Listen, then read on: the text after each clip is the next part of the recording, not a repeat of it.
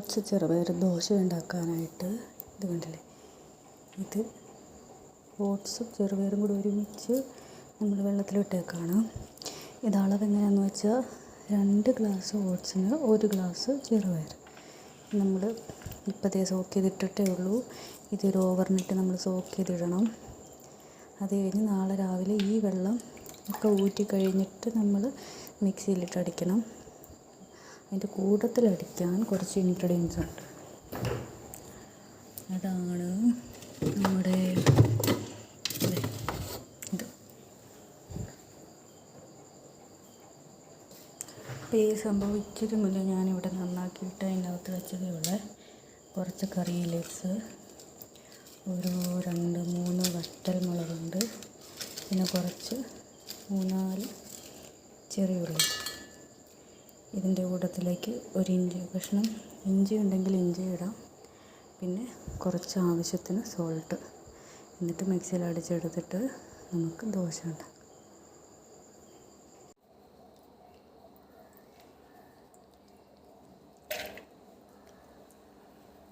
നമ്മൾ സോക്ക് ചെയ്തിട്ട ഓട്സും ചെറുപയറും എടുത്ത് മിക്സിക്കകത്തിടാണ്. ഇതിപ്പോൾ 8 hours ആയിട്ടുണ്ട്. ഇതിലേക്ക് നമ്മൾ ചുവന്നുള്ളി, പച്ചമുളക്, ഉണക്കമുളക്, കറിവേപ്പില,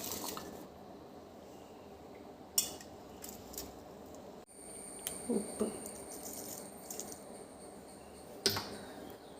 നമ്മളത് അടിപൊളി ഓട്സും ചെറുപയറും കൂടി ദോശയാക്കിയിട്ടുണ്ട് കേട്ടോ. ഭയങ്കര ടേസ്റ്റാണ് ഇതെല്ലാം. നിങ്ങൾ ട്രൈ ചെയ്ത് നോക്കണം കേട്ടോ.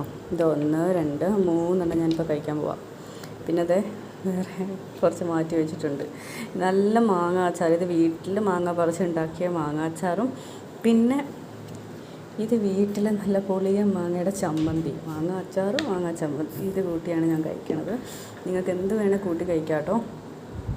അപ്പോൾ ഓക്കെ, എല്ലാവരും ട്രൈ ചെയ്യണം. ഭയങ്കര ഹെൽത്തിയാണ്. ഡയറ്റിലൊക്കെ ഇരിക്കുന്നവർക്ക് സ്പെഷ്യലായിട്ട് കഴിക്കാൻ പറ്റുന്നതാണ്. ഞാൻ ഓയിൽ വെച്ചാണ് ഉണ്ടാക്കിയത്. നിങ്ങൾ നെയ്യ് വെച്ചോ ഇല്ലെങ്കിൽ ബട്ടർ വെച്ചോ ഒക്കെ ഉണ്ടാക്കാം, നല്ലതാണ്. എക്സ്ട്രാ കലോറീസോ കാര്യങ്ങളോ ഒന്നുമില്ല. നല്ല പ്രോട്ടീൻ റിച്ച് ആയിട്ടുള്ള ബ്രേക്ക്ഫാസ്റ്റാണ്. നിങ്ങൾ എല്ലാവരും ട്രൈ ചെയ്യും കേട്ടോ.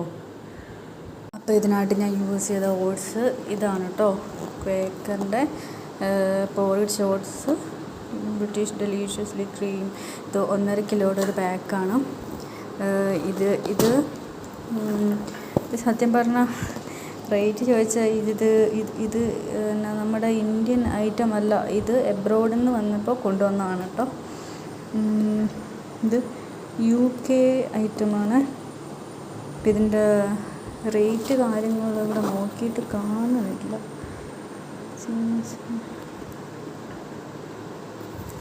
സത്യം പറഞ്ഞാൽ ഇപ്പം സാരമില്ല. നല്ല ക്രീമി ആൻഡ് ഡെലീഷ്യസ് ആയിട്ടുള്ള ഒരു ഓട്സാണിത്.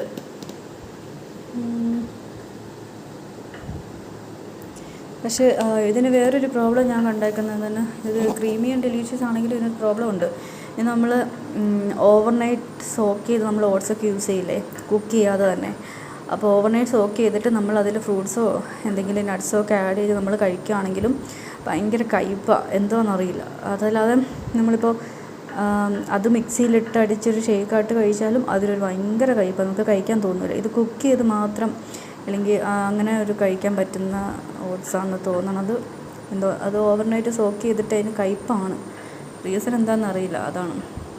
അല്ലാതെ കുക്ക് ചെയ്തൊക്കെ കഴിക്കുകയാണെങ്കിൽ ഭയങ്കര സോഫ്റ്റ് ആയിട്ടുള്ള ഓട്സാണ് കേട്ടോ.